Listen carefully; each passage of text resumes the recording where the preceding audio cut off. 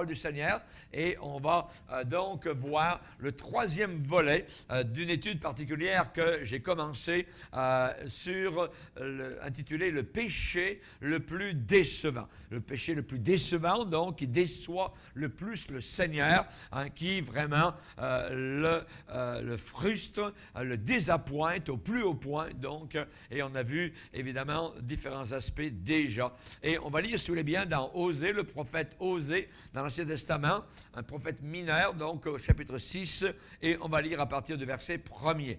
Donc, Osée, le chapitre 6, c'est le prophète qui suit le prophète Daniel dans l'Ancien Testament. Osée, chapitre 6, verset 1er, nous lirons les 7 premiers versets. « Venez, retournons à l'Éternel, car il a déchiré, mais il nous guérira. Il a frappé, mais il bandera nos plaies. Il nous rendra la vie dans 2 jours. Le 3e jour, il nous relèvera. Et nous vivrons devant lui. Connaissons, cherchons à connaître l'Éternel. Sa venue est aussi certaine que celle de l'aurore. Il viendra pour nous comme la pluie du printemps qui arrose la terre. Ensuite, Dieu va s'exclamer, se poser des questions, car évidemment, il parle à un peuple rétrograde. Que te ferai-je, Éphraïm? Que te ferai-je, Juda? Votre piété est comme le nuage du matin, comme la rosée qui bientôt se dissipe. C'est pourquoi je les frapperai par les prophètes, je les tuerai par les paroles de ma bouche, et mes jugements éclateront comme la lumière. Car j'aime la piété et non les sacrifices, et la connaissance de Dieu plus que les holocaustes. Ils ont comme le vulgaire, comme la personne qui vit dans le vulgaire, qui agit comme vraiment avec vulgarité, ils ont comme le vulgaire transgressé l'alliance. C'est alors qu'ils m'ont été infidèles. Amen. Seigneur, nous te bénissons et te prions ce soir encore de bénir ta puissante parole, que l'Esprit de Dieu apporte la vie au cœur le plus desséché, le cœur le plus séduit, le cœur le plus rétrograde, le pécheur le plus infâme. Tu es le Dieu vivant, Seigneur, qui accomplit encore aujourd'hui des prodiges, des miracles, qui donne, Seigneur, tes conseils, que les dons du Saint-Esprit se manifestent au travers de la prédication de la parole de Dieu, que des paroles de connaissance, de sagesse se manifestent au travers de la prédication ointe du Saint-Esprit. Parle, Seigneur, au cœur, que nous puissions entendre non pas la voix d'un homme, mais la voix du Saint-Esprit, du Dieu vivant. Et entendant cette voix, nous ne voulons pas endurcir notre cœur comme au jour de la révolte, mais nous voulons au contraire nous y soumettre. Au nom puissant de Jésus, nous te demandons ces choses. Amen. Et tout le peuple dit Amen. Gloire à Dieu. Le péché le plus décevant qui déçoit Dieu, donc au plus haut point, voyez, c'est-à-dire le péché le plus frustrant, le plus odieux, le plus désappointant, donc, aux yeux du Seigneur, eh bien, il n'y a rien de plus que les chrétiens qui se disent chrétiens, mais qui restent changeants, indécis, donc irréguliers, inconstants, faibles, volages, voyez, variables, qui persistent même à être instables, qui ne veulent pas, donc, vivre dans la stabilité, mais des gens qui flottent, voyez, et vous ne savez jamais vraiment où est-ce qu'ils se tiennent. Nous avons vu cela déjà dans 2 études précédentes, et je n'arrive pas moi-même personnellement, comme pasteur, à comprendre comment certains chrétiens sont un moment très consacrés au Seigneur, puis retournent aussi vite leur veste, tellement froid le moment suivant. Et ce péché déçoit beaucoup le Seigneur. Dieu est étonné, Dieu est attristé. Et évidemment, dans la Bible, Dieu va déclarer ce qu'il pense, évidemment, de gens qui ont entendu un appel clair, précis, à se repentir. Et Dieu a envoyé le prophète Osée vers son peuple, vers le peuple d'Israël, donc, qui supposément était le peuple de Dieu, qui supposément connaissait le Seigneur. Et voilà que Osée est allé vers son peuple avec ce message: venez, retournons à l'Éternel. Voyez pourquoi retournons à l'Éternel? Parce que le peuple s'en était donc éloigné. Et c'est comme si Dieu disait: rien ne fonctionne, hein, que vais-je te faire? J'ai tout fait, j'ai tout essayé pour te bénir, te ramener, tout ça, mais le peuple persistait spécialement donc dans ses voies mauvaises. Et ça correspond un peu à ce que le prophète Élie avait dit à une autre époque, hein, devant le peuple d'Israël, hein, jusqu'à quand clocherez-vous des deux côtés? Si c'est Dieu qui est Dieu, servez-le. Si c'est Baal, voyez, qui est Dieu, ben servez Baal, mais ne dites pas que vous servez Dieu et que vous faites, hein, que vous êtes des enfants du Seigneur. Donc, c'est un peu comme cela, et on sait que Dieu avait répondu, avait envoyé le feu, hein, d'en haut, et les prophètes de Baal, donc, avaient été dans la confusion et avaient disparu cette journée-là. Et moi-même, j'ai posé parfois ce genre de questions au Seigneur, en disant: Seigneur, qu'est-ce que ça va prendre vraiment pour ramener certaines personnes, hein, tes enfants qui restent toujours sur la barrière? Un jour, ils sont en communion avec les démons, un jour, ils mangent à la table des démons, et le lendemain, ils ont les mains en l'air et ils rigolent du Seigneur, ils se moquent donc de Dieu. Des gens qui changent donc tellement rapidement, voyez. Donc, Dieu voit cela et il semble dire: bien, je suis dans l'embarras. Dieu est dans l'embarras vis-à-vis de ces personnes-là, et on sait que si le Seigneur a honte de quelqu'un, évidemment, il aura honte aussi de cette personne là-haut dans la gloire. Jésus a dit: si quelqu'un a honte de moi devant les hommes, j'aurai aussi honte de lui devant mon Père qui est dans les cieux. Voyez, et ça sera quelque chose de terrible, donc, là-haut dans l'éternité. Donc, faire attention, c'est que la leçon de tout cela, de certaine manière, c'est que, évidemment, Dieu ne peut pas supporter les coups raides, les coups durs, qui résistent donc au Seigneur, qui désobéissent et qui endurcissent leur cœur. Ce que nous avons vu, donc, spécialement, c'est que la définition de ce genre de chrétien, on a vu dans une première étude comment un chrétien superficiel se repent très souvent, mais jamais profondément. Vous voyez, c'est juste un petit soc de charrue qui effleure le haut du sol, mais il n'y a pas de repentance en profondeur. Ensuite, on a vu que ce chrétien instable, eh bien, fait des promesses, il promet des promesses pleines de zèle, mais ensuite, il les brise. Vous voyez, aussi vite qu'il a déclaré, qu'il a promis certaines choses, il les brise. On a vu l'exemple spécialement de Saül. Ce soir, on va voir une autre chose vis-à-vis de ce genre de personnes-là. C'est qu'un chrétien, donc, vacillant, eh bien, généralement, va embrasser littéralement les pasteurs, être pour les vrais hommes de Dieu, mais ensuite, au bout d'un certain temps, la même personne qui a dit du bien de ces pasteurs-là va finir en colère contre ces mêmes hommes de Dieu. Vous voyez? Et cela est arrivé, je vais vous en citer plusieurs exemples dans mon propre ministère. On va ouvrir le cœur ce soir un peu, vous allez voir quelque chose d'assez terrible. On va prendre un passage maintenant dans 2 Chroniques 25. 2 Chroniques, chapitre 25. 2 Chroniques, chapitre 25. Et on va lire à partir du verset 5. On nous parle ici d'un roi qui s'appelle Amadzia. Et il dit: Amadzia rassembla les hommes de Juda, donc la tribu supposément fidèle au Seigneur, et les plaça d'après les maisons paternelles, les chefs des milliers, les chefs des centaines, pour tout Juda et Benjamin. Il en fit le dénombrement depuis l'âge de 20 ans et au-dessus, et il trouva 300 000 hommes d'élite, en état de porter les armes, maniant la lance et le bouclier. Il prit encore à sa solde dans Israël, ça veut dire la tribu du Nord, les tribus rétrogrades, vous voyez, donc il en prend dans Juda au sud, et il en prend aussi des soldats au Nord, dans Israël, qui est totalement rétrograde, 100 000 vaillants hommes pour 100 talents d'argent. Il les paye, vous voyez, pour qu'ils viennent à la guerre. donc ceux du nord, les rétrogrades, 100 000 hommes.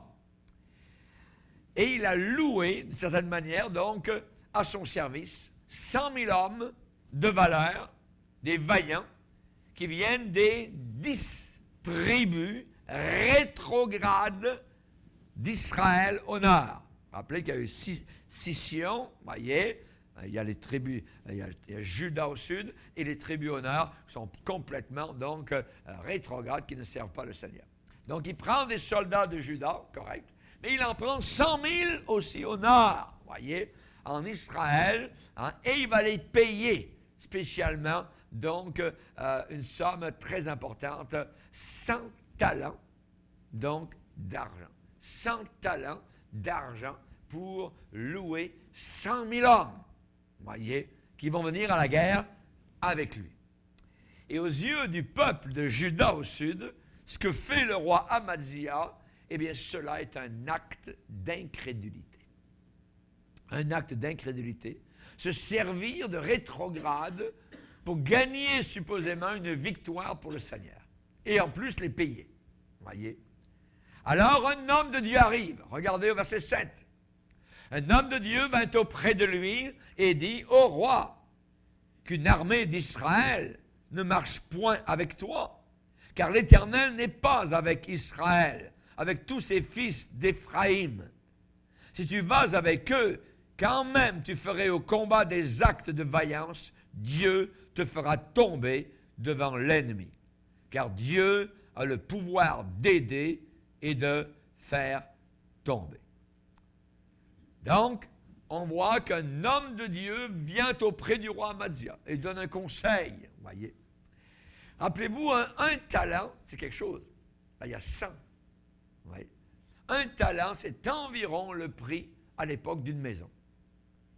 Ça veut dire que c'est environ 200 000 $, un talent.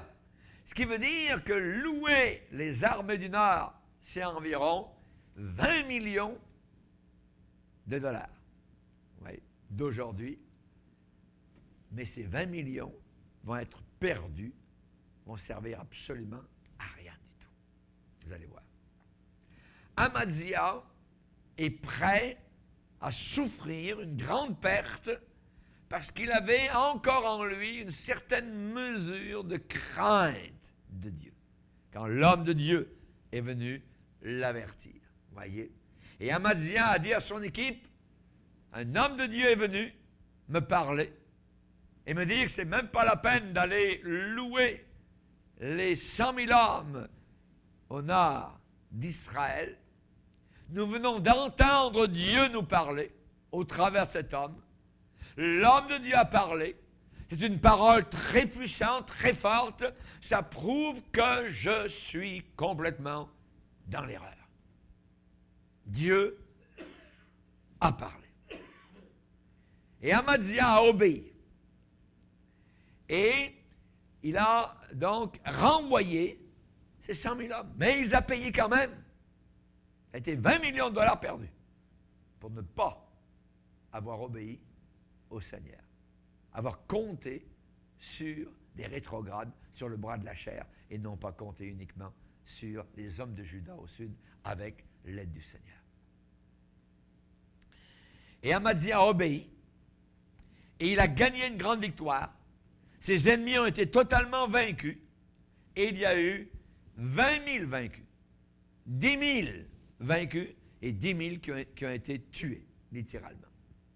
Il est dit au verset 11 que le roi Amazia prit courage, se fortifia lui-même et il conduisit son peuple. Il conduisit son peuple où? À la victoire. Mais voilà. Donc on a un côté où il obéit. Il est averti par un homme de Dieu. Il obéit, soumet et il a la victoire. Mais, regardez au chapitre 25, verset 2, il dit, il fit ce qui est droit aux yeux de l'Éternel, mais avec un cœur qui n'était pas entièrement dévoué. Ce qui veut dire qu'on peut servir Dieu, on peut aimer Dieu, mais non pas avec un cœur dévoué. C'est-à-dire du bout des lèvres, c'est-à-dire forcé, voyez. C'est-à-dire, oui, c'est vrai, oui, je sais, mais mon cœur n'y est pas. Ça le dit. Il fit ce qui est correct, ce qui est droit aux yeux d'Éternel, mais avec un cœur qui n'était pas entièrement dévoué. Amaziah était un rétrograde. Un rétrograde. Il fit ce qui est droit aux yeux d'Éternel, mais avec un cœur qui n'était pas entièrement dévoué. Un rétrograde, c'est ça. C'est un cœur qui connaît l'Évangile, qui connaît la parole de Dieu, mais son cœur n'est pas du tout dévoué au Seigneur. Et c'est ce que le Seigneur a dit, ce peuple m'honore, ah oui, mais des lèvres. Et leur cœur est éloigné de moi. C'est ça, quelqu'un qui est rétrograde, comme Amaziah. Donc, on voit que son cœur était vacillant. Un coup, il obéit à l'homme de Dieu, Dieu lui donne la victoire, mais ensuite, on va voir qu'un esprit d'idolâtrie le saisit. Saisi par un esprit démoniaque d'idolâtrie. En revenant de la victoire sur les Édomites, qui sont des païens totalement, et Dieu a accordé une victoire. Regarde le verset 14. Verset 14, lorsque Amaziah fut de retour après la défaite des Édomites, regardez, il fit venir les dieux des fils de Séhir et se les établit pour Dieu. Il se prosterna devant eux et leur offrit des parfums, leur offrit de l'encens. Vous voyez? Devant des dieux païens. Un idolâtre qui tout à l'heure obéit à un homme de Dieu qui l'avertit et Dieu lui accorde une victoire. Et sur la victoire des païens, il ramène les dieux de ces païens qu'il vient de vaincre. Rendez compte comment le cœur de l'homme est tortueux.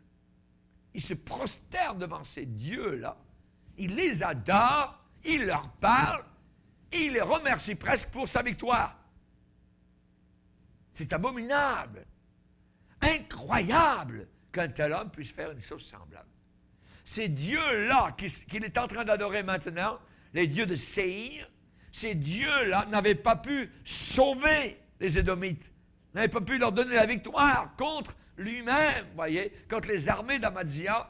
Mais il prend ces dieux chez les ennemis et se les établit, les ramène en Israël et se les établit pour être ses propres dieux. Qu'est-ce qui arrive? La colère de Dieu. La colère de Dieu. Regardez, verset 15. Alors, la colère de l'Éternel s'enflamma contre Amaziah et il envoya vers lui un prophète. Merci Seigneur pour les hommes de Dieu, il y en avait encore dans ce temps-là. Il semblait que tout était rétrograde, mais il y avait encore ici et là des hommes de Dieu. Tout à l'heure, c'était un homme de Dieu, verset 7. Maintenant ici, un prophète. Un prophète, c'est quelqu'un qui annonce la parole de Dieu, qui dit la parole de Dieu avec force. Voyez? Il envoya vers lui un prophète qui lui dit « Pourquoi as-tu recherché les dieux de ce peuple quand ils n'ont pu délivrer leur peuple de ta main ?» Et comme il parlait, Amaziah lui dit « Hé, toi là, est-ce que nous t'avons fait conseiller du roi? Retire-toi. Pourquoi veux-tu qu'on te frappe? » Oh! La moquerie contre l'homme de Dieu, le prophète. Dans l'Église aujourd'hui, il y a des jeunes chrétiens qui cherchent des carrières dans le show business. Ne croiriez-vous?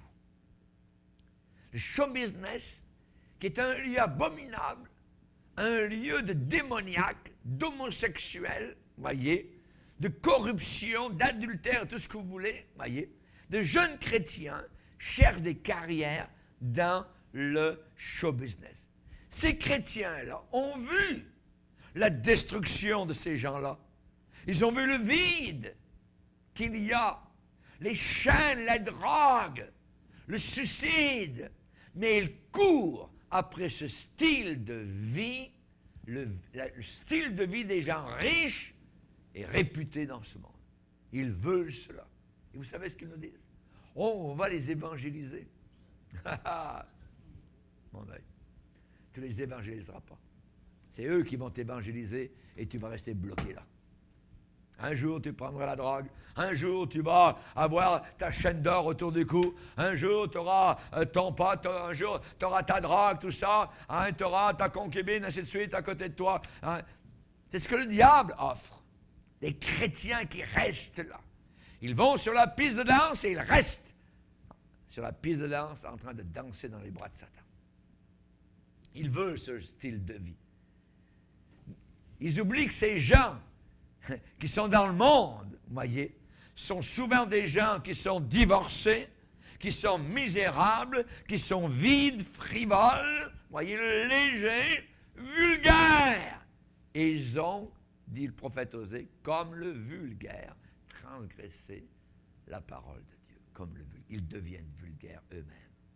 Et ces gens qui sont dans le monde sont à l'affût. Ils cherchent, ils courent après des instants de bonheur, des petits instants, voyez. Alors que le chrétien, lui, il a une vie de bonheur, une vie abondante, voyez. Les chrétiens n'apprennent pas. Ils n'apprennent pas. Ils vont sur la même route que les païens. Ils croient au leurre, voyez, le leurre, la tromperie de Satan du pays éloigné. Le pays qui finit dans le parc des porcs. C'est là où ça finit. Parfois, ça finit au bout d'une corde. Et généralement, ça finit en enfer, dans les cris éternels. C'est terrible. Un chrétien vacillant, au départ, va embrasser l'homme de Dieu, comme Amaziah. C'est merveilleux, oui, t'as dit vrai. C'est vrai, on arrête tout ça. Même ça coûte cher. Ouais. Mais ensuite, la même personne va reprendre l'homme de Dieu, va dire, va-t'en, on ne veut pas de tes conseils. On s'en fiche complètement. Ça met Dieu en colère. Amaziah a été irrité, a été en colère par la parole de ce prophète-là. Qu'est-ce que ce prophète lui a dit? Pourquoi as-tu recherché les dieux de ce peuple? Pourquoi as-tu recherché les dieux de ce peuple quand ils n'ont pas pu délivrer leur peuple de ta main? Quand ce prophète, cet homme de Dieu, ce bon pasteur, voyez, annonce cette parole-là, il a une réponse, je dirais avec une gifle, une réponse cinglante. Est-ce que nous t'avons fait conseiller du roi? Est-ce que tu es mon conseiller? Dit Amaziah. Retire-toi, tais-toi, va-t'en d'ici, arrête de parler. Pourquoi veux-tu qu'on te frappe? Comme ça qu'on parle à un homme de Dieu. Quelle douche froide pour cet homme de Dieu. Une réception glaciale. Glaciale. Une réprimande piquante. Ça veut dire quoi? Ça veut dire, Amaziah lui dit, homme de Dieu, ne viens pas te mettre au milieu de mon chemin. Tu n'as pas été établi pour diriger mon royaume. Ne viens pas t'opposer, ne viens pas t'interférer. Ferme-toi, tais-toi, je sais ce que je fais. J'ai entendu ça, moi aussi, dans le ministère. C'est là où finissent tous les chrétiens chancelants. Qu'est-ce qui leur arrive? Ils ne tremblent plus devant la parole de Dieu.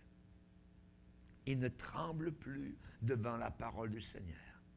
C'est là où finissent tous les chrétiens superficiels. Ils n'ont plus de respect profond pour l'homme de Dieu. Pour l'homme de Dieu. C'est là où finissent tous les chrétiens instables. Ils ont une attitude qui dit d'une certaine manière, moi aussi je connais la voix de Dieu, je n'ai pas besoin d'un pasteur, je n'ai pas besoin d'un homme de Dieu qui vient faire interférence dans ma vie. C'est ce qui est arrivé avec la sœur de Moïse, vous vous rappelez? Bon, Dieu parle aussi par nous, Moïse, tu n'es pas plus haut que nous, ainsi de suite. Et vous vous rappelez ce qui est arrivé à Marie? La lèpre sur elle. Rappelez-vous Corée aussi qui avait monté toute une bataille, vous voyez, une lutte, un putsch pour renverser Moïse, littéralement. Ce qui est arrivé, la terre s'est ouverte avec tous ceux qui sont rebellés et ils descendus en enfer directement comme cela. Parce qu'en réalité, lorsqu'il n'y a plus de respect vis-à-vis de l'homme de Dieu, à ce moment-là, ces chrétiens-là, il n'y a plus rien qui va les arrêter. Et pourtant, dans la parole de Dieu, il est bien déclaré à plusieurs reprises, et je vais vous en lire, voyez. Nous vous prions, frères, d'avoir de la considération pour ceux qui travaillent parmi vous, qui vous dirigent dans le Seigneur et qui vous exhortent. Ayez pour eux beaucoup d'affection à cause de leur œuvre. Ici, on parle de considération, d'affection. Dans l'Épître aux Hébreux, il est déclaré « Obéissez à vos conducteurs, ayez pour eux de la déférence. » Déférence. Car ils veillent sur vos âmes, comme devant en rendre compte. Qu'il en soit ainsi, afin qu'ils le fassent avec joie et non en gémissant, ce qui ne vous serait d'aucun avantage. Mais on voit qu'ici, Amadia n'a aucun, je dirais, respect pour l'homme de Dieu. Pour l'homme de Dieu. Et j'ai déjà ressenti, moi, personnellement, cette sorte de réprimande à Amadia, vous voyez. Il y a pas très longtemps de ci, 30 personnes nous ont quittés dans l'Église, vous voyez, c'est des gens rebelles. Ce sont des gens qui étaient totalement rebelles à l'autorité établie, aux conseils pastoraux, à la direction qui était donnée dans cette Église-là. Ils ont dit, comme Amadia l'a dit dans sa rébellion, ne viens pas te mettre au milieu de notre chemin, pasteur, tout ça, et ainsi de suite. Ferme-toi, tais-toi, c'est nous qui dirigeons, c'est pas toi qui va nous diriger, ainsi de suite. Ouais. Aucun respect.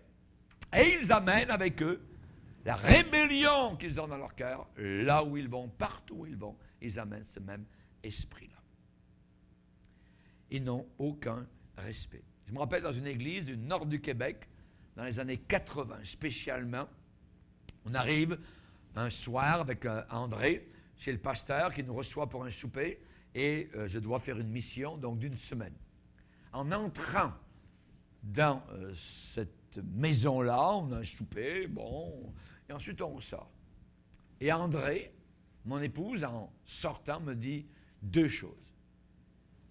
Elle me dit, premièrement, Raymond, tu ne finiras pas ta mission dans cette église.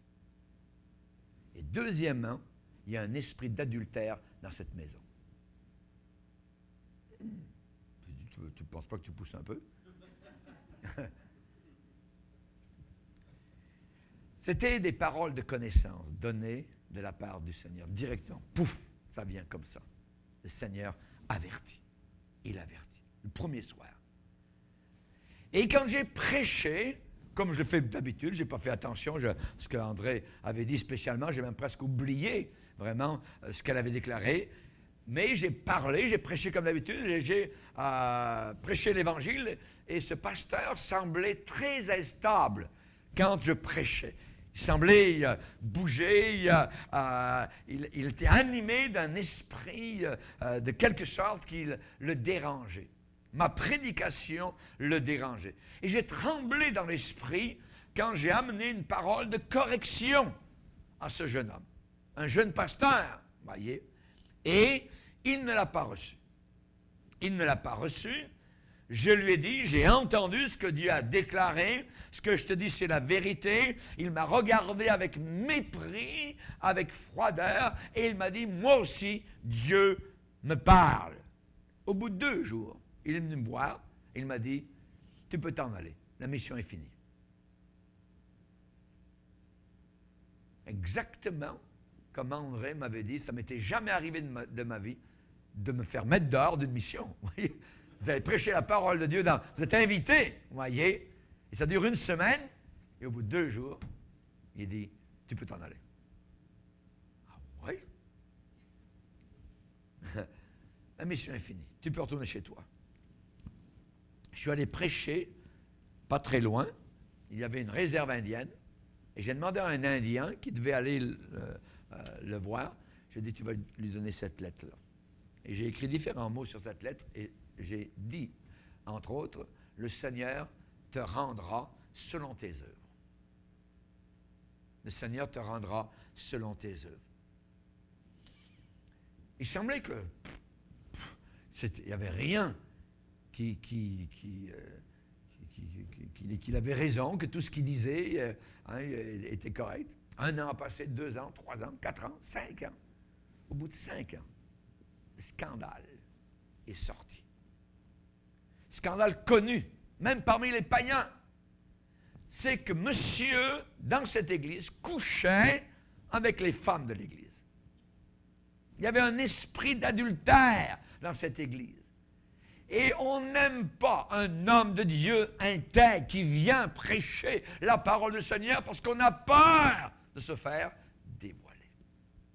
Et c'est la raison pour laquelle il n'a pas pu supporter la parole de Dieu que je prêchais. Exactement comme les fils d'Élie, le sacrificateur, qui étaient dans l'assemblée, mais qui couchaient avec les femmes, qui voulaient la viande crue, qui un jour étaient avec Dieu, le lendemain étaient avec les démons, et ils sont morts tous les deux, le même jour, dans une bataille. Dieu les a jugés. Cet homme-là, évidemment, a été balayé du ministère. Un autre, en 98, qui est arrivé dans mon bureau et qui m'a dit « Tu peux t'en aller, l'église est fermée ». Et ils ont changé les serrures de l'église. Je lui ai dit avant, on va se retrouver devant le trône de Dieu un jour. On se retrouvera devant le trône. Il y aura des comptes à rendre. Dans une de mes églises aussi, il y avait un groupe de jeunesse. Et j'ai même hébergé un jeune pendant un certain temps, comme je n'étais pas encore marié. Il y avait une chambre, tout ça. Et finalement, je n'ai jamais su pendant que j'étais pasteur, mais plus tard, quand j'ai quitté l'Assemblée, j'ai appris que ce jeune homme était un homosexuel. Ensuite, il a été pris par une fausse doctrine, celle des adventistes du 7e jour.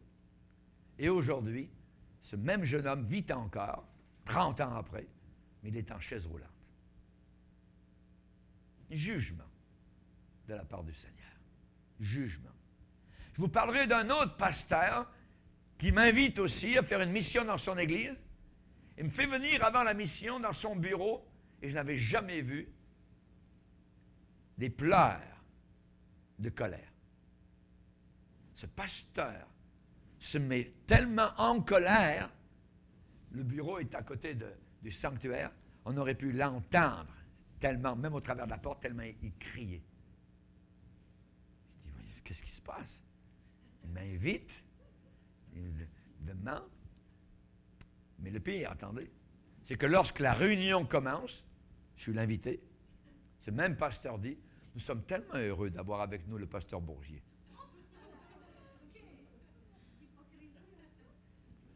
3 mois plus tard, ce pasteur était mort. 3 mois plus tard, il était décédé. L'enterrement avait lieu. Je n'avais jamais vu une chose semblable. Je pourrais parler d'un autre aussi qui s'est mis en colère. Et les pleurs de colère, je savais que ça existait. La jalousie, la haine, littéralement, contre moi. Pourtant, des gens qui m'avaient invité. Cet autre pasteur, lui, est encore en vie, mais il est divorcé aujourd'hui. Il fait les bars dans la ville. Il fait les salles de billard. Il a le cheveu long et bourriffé. C'était un pasteur. C'était. Je ne suis pas prophète, je suis seulement un pasteur. Mais, comme Amaziah, voyez, s'est moqué de l'homme de Dieu, la Bible déclare que lui aussi est mort. Très rapidement. Très rapidement. Quand le prophète qui est venu le voir a été repris par le roi Amaziah, cet homme de Dieu a coupé court. S'est arrêté de parler, s'est abstenu de tout commentaire. La Bible dit qu'il s'est retiré. Lisez-le dans Chronique 25, 1 Chronique 25.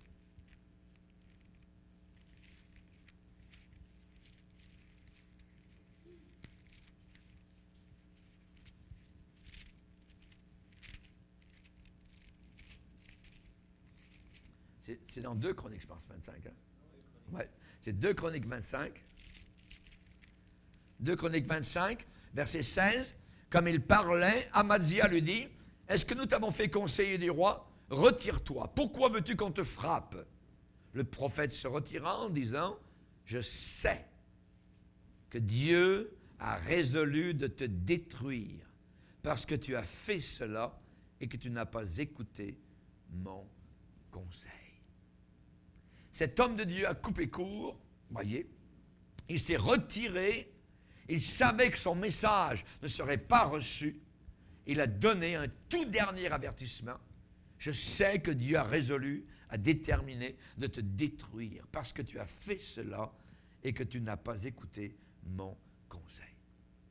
Quelque chose qui est très dangereux dans les assemblées chrétiennes, c'est d'avoir des homosexuels et des lesbiennes cachés parmi les chrétiens. C'est quelque chose de terrible, parce que c'est un danger, quelque chose qui est là, qui couve. Nous avons vu avec mon épouse aussi une pianiste, voyez, qui jouait, c'était elle qui était là, jusqu'au jour où on découvre que c'était une lesbienne. Quelque chose de terrible, d'abominable. Mais qui semblait même prophétiser. Les mains en l'air, alléluia, le parler en langue, les prophéties, tout ça. Mais au fond de son cœur, il y avait un esprit démoniaque de lesbianisme qui était là, d'impureté terrible.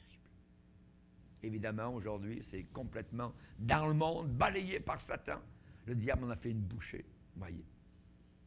C'est terrible, c'est terrible. Mais vous auriez dit que c'était vraiment un modèle de chrétienne.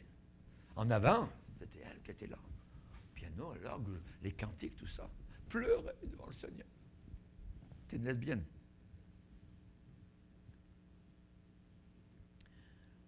Il faut faire attention vis-à-vis de tout cela. Si quelqu'un se détourne des avertissements de Dieu, et que les avertissements sont authentiques et vrais, voyez, à ce moment-là, la personne se place sur un chemin de destruction. La personne se place sur un chemin de perdition. Balaam savait très bien qu'il ne devait pas aller dans la direction qu'il voulait pour recevoir de l'argent. Il a demandé, le premier coup, Dieu lui a dit, n'y va pas. Mais il est retourné vers Dieu et Dieu lui dit, vas-y. Ah, est-ce que Dieu change? Non. Mais c'est comme si Dieu l'abandonnait littéralement, voyez, à lui-même. Et même Dieu a envoyé un ange sur le chemin, un ange avec une épée nue à la main. L'âne l'a vu et ne voulait plus bouger parce qu'il le voyait, mais l'autre était tellement aveuglé par son péché d'amour d'argent qu'il ne voyait pas l'ange qui avait une épée nue dans la main devant lui. Et c'est là que l'âne s'est mis à parler, voyez, pour avertir le prophète. Quand Dieu ne parle plus, Dieu peut se servir des animaux même pour parler. Et l'ange a dit, tu es sur un chemin de perdition. Mais dans son cœur, c'était les païens. Il aimait les païens. Il aimait Balak. Et c'est lui qui a donné le conseil pour détruire la famille de Dieu. Amène tes plus belles femmes. Ils ne pourront pas résister. Il a dit au roi païen. Savez-vous comment il est mort? Cet homme qui prophétisait des choses merveilleuses. Les enfants d'Israël l'ont passé à l'épée dans une bataille. Il est mort avec les païens. Il aimait les païens, il est mort avec eux. Et la Bible en parle de lui comme d'un faux prophète. Il est devenu faux prophète. Il ne l'était pas au départ. Si vous lisez des prophéties qu'il a prononcées, des prophéties merveilleuses, dans l'idée nombre, mais il est devenu faux prophète par amour de l'iniquité. Il aima le salaire de l'iniquité. Si quelqu'un se détourne des avertissements de Dieu authentiques, vrais, cette personne se dirige directement vers la voie de l'enfer, la voie de la perdition. Et cette personne ne vivra pas longtemps parce que cette personne va se perdre. Je me rappelle un dimanche matin dans une petite église d'une grande ville, je prêchais. Et j'ai prêché un message, Dieu m'a conduit à prêcher sur le péché d'adultère de David. Et dans cette ville, il y avait plusieurs églises, et spécialement une grande église, plus grande que les autres. J'ai prêché sur, le titre était de la prédication, « Tuez cet homme-là ». Tuez cet homme-là. C'est toi cet homme. Ce que le prophète Nathan a déclaré avec son index noueux dans la face de David. Oui.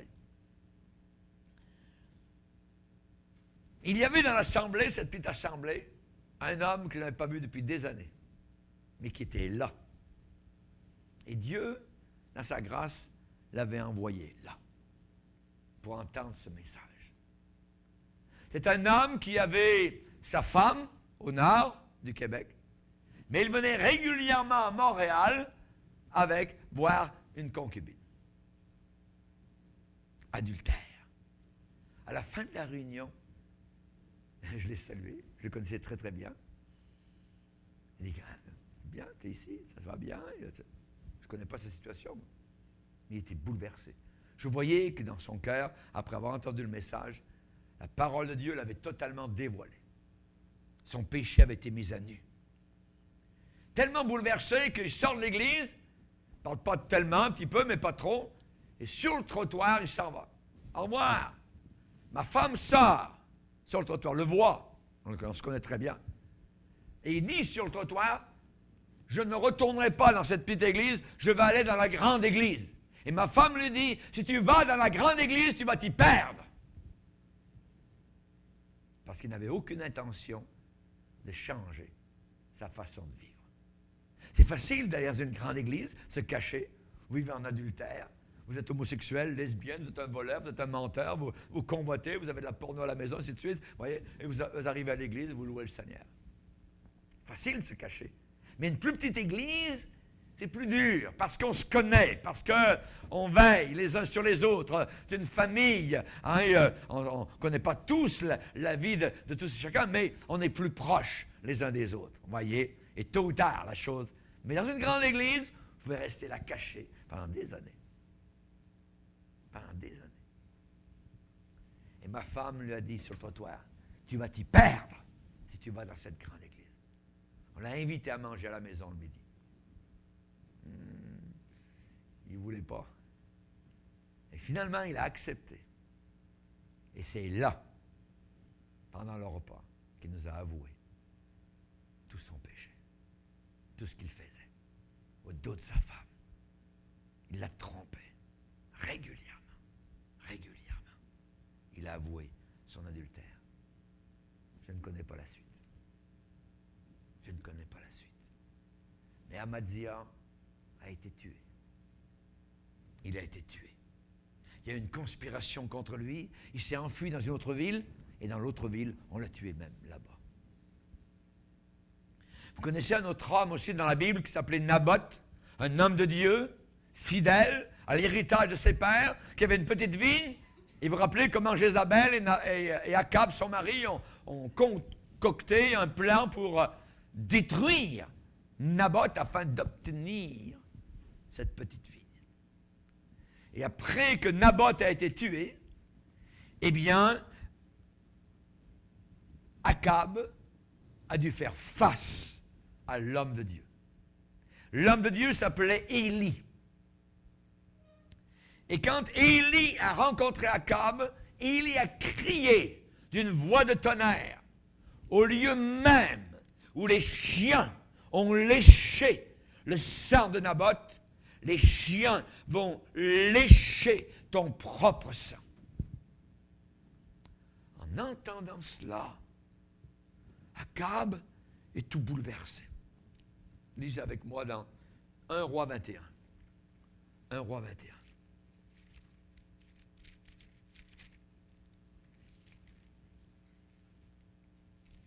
Un Roi 21, verset 27. Après avoir entendu les paroles d'Élie, Akab déchira ses vêtements, c'est une tristesse terrible.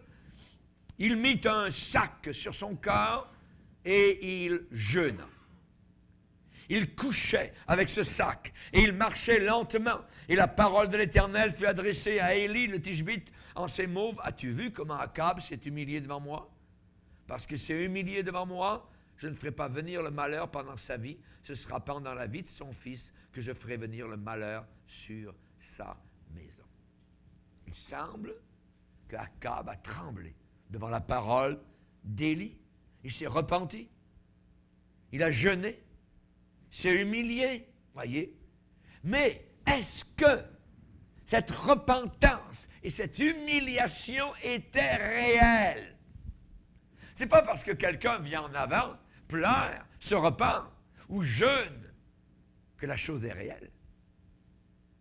Akab semblait extérieurement vraiment repenti, humilié, voyez. est-ce qu'Akab respectait vraiment la parole de Dieu? Eh bien, on va voir qu'il n'avait pas de respect pour les hommes de Dieu authentiques. Il n'avait pas de respect pour les vrais pasteurs qui annonçaient la vérité. Non, il tournait rapidement sa veste, et il l'a fait.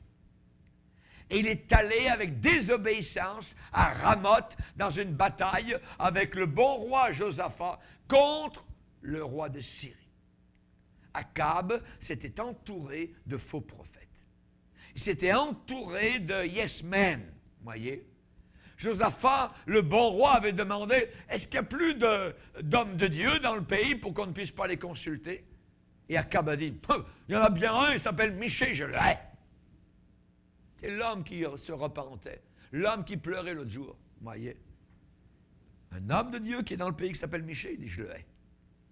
Un vrai homme de Dieu, un vrai pasteur, je le hais. Voilà, tout est là, dans toute sa laideur.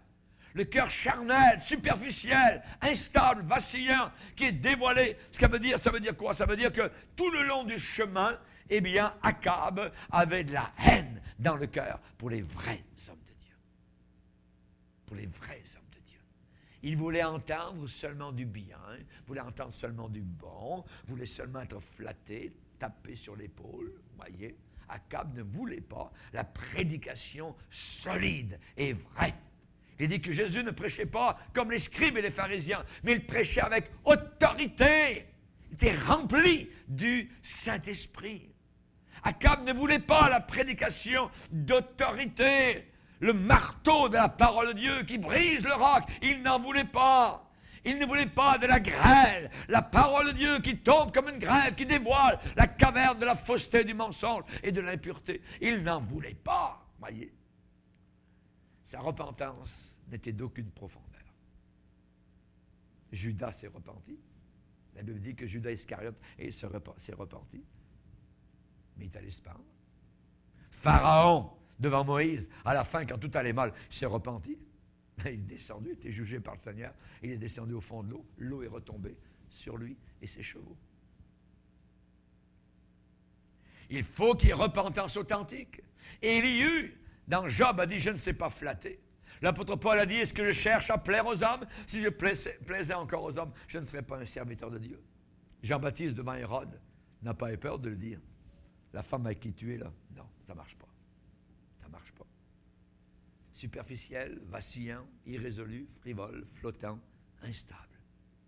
C'est le péché le plus décevant devant le Seigneur. Que nous puissions être authentiques. Hallelujah.